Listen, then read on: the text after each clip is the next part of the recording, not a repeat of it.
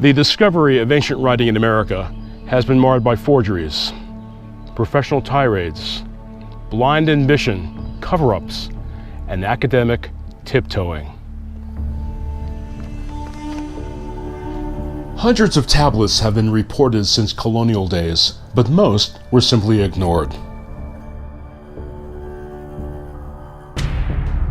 In recent years, archaeologists have dismissed the markings, saying they were the eroded stone, scratches from field plows, Indian tally marks, or outright forgeries.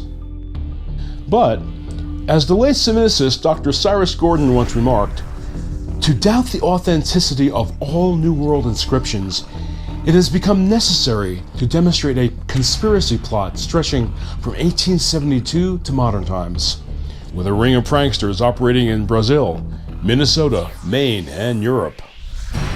Have there ever been any ancient inscriptions dug up at an archaeological site? Well, yes. Back in the late 1800s, the U.S. Congress authorized Cyrus Thomas to poke around America, looking to see who built the vast earthen mounds found throughout the country. True to his mission, Thomas dug up a burial mound at Back Creek, Tennessee, finding bones, tools, and an inscribed stone lying underneath a skeleton's head. Thomas interpreted the marks as letters of the newly formed Cherokee Native American alphabet.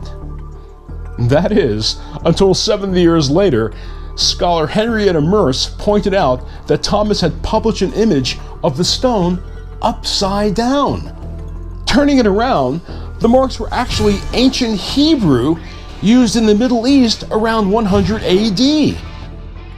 At Grave Creek, West Virginia in 1838, another inscribed tablet was found at the bottom of a 60-foot mound. Henry Schoolcraft, a distinguished 19th century historian, mentioned it in his major work on the American Indian.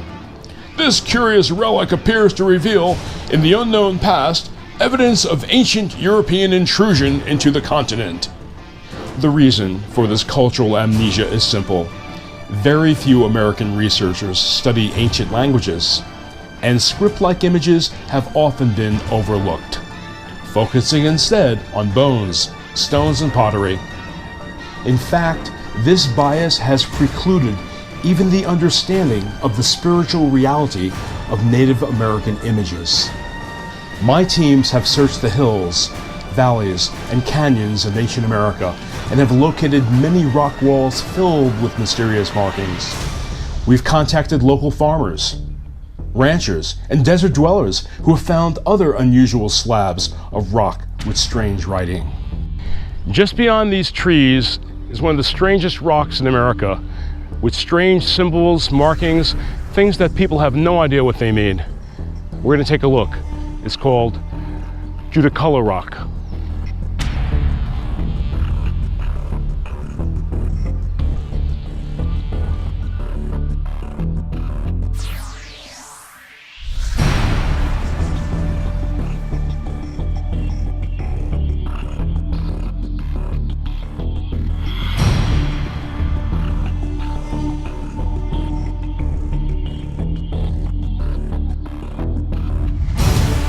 This one large rock has a dazzling maze of over 150 designs and symbols. An enormous amount of work went into these carvings. The little work that's been done thus far indicates that the symbols date back to at least 5,000 years ago. And no one has a clue as to what they all mean. The rock is part of a large ancient quarry site that once existed throughout this region. The native Cherokee Nation claims no responsibility for the carvings, though their oral tradition attempts to explain it. Their story, Tusala, was a great slant-eyed giant who ruled the weather, the wind, mountains, rain, thunder, and lightning.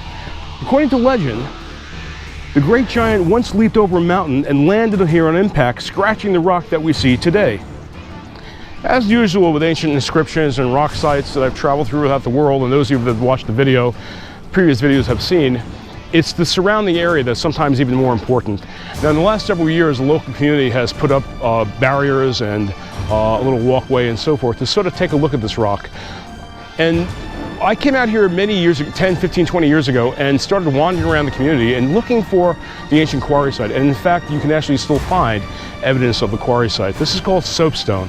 It's a very soft stone that was used by the Cherokee Nation, among other Native American groups, to carve pipes and other types of phenomena like that. What's intriguing, though, is that this large stone has been here for a very long time.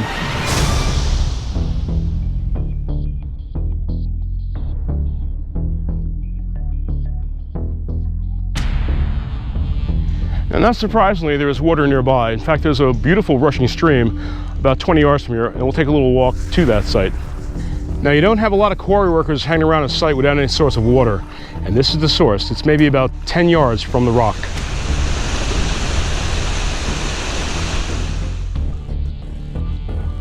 The problem with inscribed stones is that they're from another era, another time period, and no one's around to ask them what the symbols mean. So we have to infer many, many things about rocks that have markings on them. As you've seen in this video, there are a series of inscriptions that have been found throughout the entire United States. Presently in Western North Carolina, there's this one rock that we've been looking at, and it's a doozy. No one has a clue what the symbols mean, what the oral tradition of the Cherokee has to do with this rock, but again, we do know that it's very, very old.